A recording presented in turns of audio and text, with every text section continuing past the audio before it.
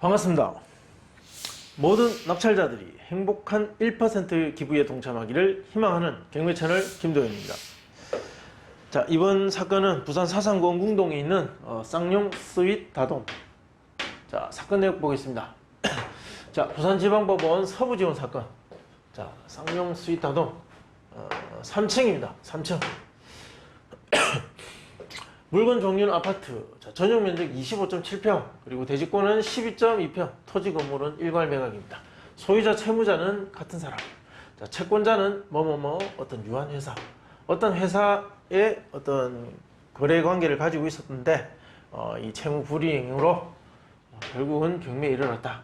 어떤 금전적 거래인지 어떤 사업적 어떤 용역 상업적 거래에 의한 어떤 이 채권 관계인지 그건 알 수는 없습니다. 물론 요 보면 정확하게 회사 이름을 보면 대충 짐작을 하지만 이렇게 유한 회사만 가지고는 알 수 없다라는 거죠.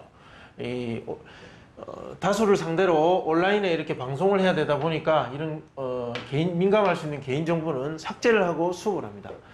그래서 저도 이게 뭔지 정확하게 기억이 안 납니다. 그래서 정확하게 어떤 거래냐 이런 것은 지금 이 자료만 가지고 저도 잘 알 수가 없습니다. 입찰 28일 전이고 감정가는 2억 5천이었습니다. 현재 최저가는 2억 원 7월 29일 날 진행 예정입니다. 쌍용 스윗 다돔 이것이 경매에 접수되고 어떤 이해관계자들의 문건 접수가 있었냐 보면 점유권을 가지고 낙찰자에게 영향을 미칠 수 있는 또는 어떤 돈을 가지고 금전적 배당 관계에서 어떤 권리 관계에서 영향을 미칠 수 있는 이런 이해관계자의 흔적이 있느냐 쭉 살펴보면 없습니다. 한번 보시면 아시겠지만 감정평가, 집행관 현황조사 이런 것들은 당연히 나오는 것들이고 압류, 세금 못 받아서 신청한 거 그리고 경매 신청한 채권자의 변경 그리고 근저당권자의 권리신고 이런 것들 승계인의 어떤 주소 보정서 집행관의 기일 입찰 조서 제출 이 외에는 없습니다. 그럼 누가 점유하고 있는가? 임차인에 대한 확인을 할 수 없었다. 현장에서 아무도 만날 수 없었다. 자, 그리고 전입세대 열람을 해보니까 소유자 세대만 전입돼 있더라. 소유자가 살고 있을 것으로 추정되는 물건입니다. 2009년 6월 12일 현재의 소유자가 매매로 샀습니다. 그리고 2017년 5월 2일 날 이 유한회사가 이제 근저당 설정이 되어 있습니다. 최초에는 이 회사가 아니었습니다. 어떤 은행이었고 그 은행으로부터 이 채권을 매입한 회사가 첫 번째 근저당권의 권리자입니다. 이것이 말소 기준 등기가 되고 이 날짜 2017년 5월 2일 그보다 늦은 후순위 권리들은 모두 다 소멸된다. 그리고 낙찰자에게 소유권 이전이 될 겁니다.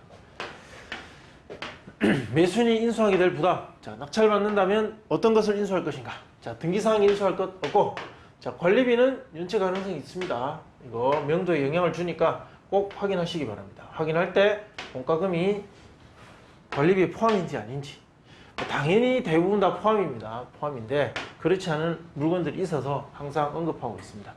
자, 임차인은 없다. 조사된 바 없습니다.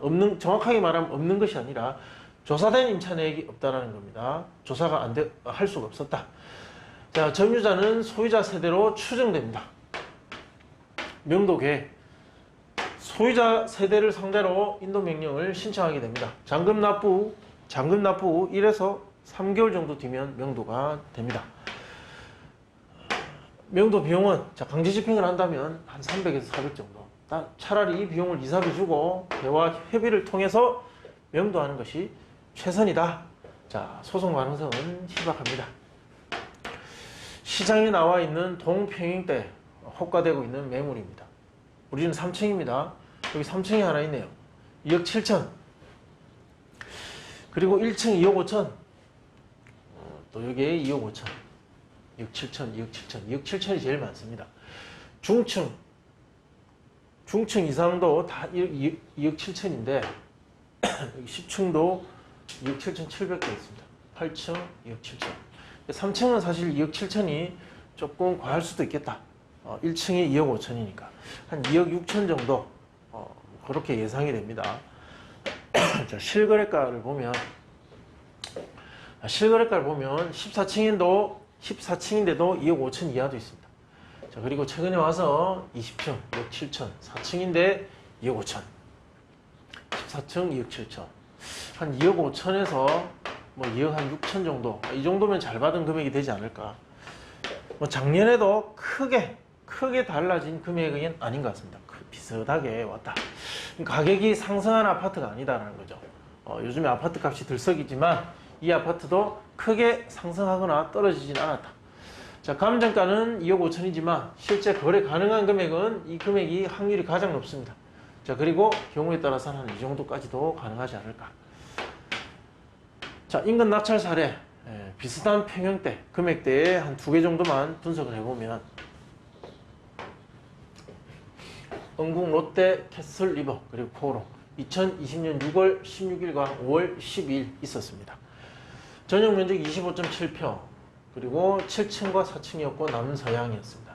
모두 2차에 낙찰이 됐다. 그때 경쟁률은 10대 1과 4대 1이었다.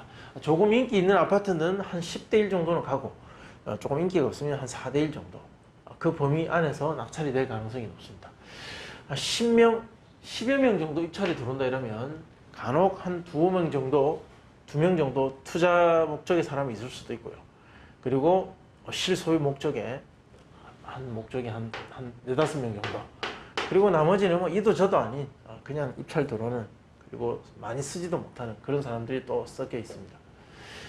감정가 이러한 때, 자, 거래 가능 금액은 이렇게 기록이 되었고 낙찰가는 또 이렇게 기록되었다. 자, 이 거래 가능 금액 대비 낙찰가율을 계산해 보면 95.9와 91.4.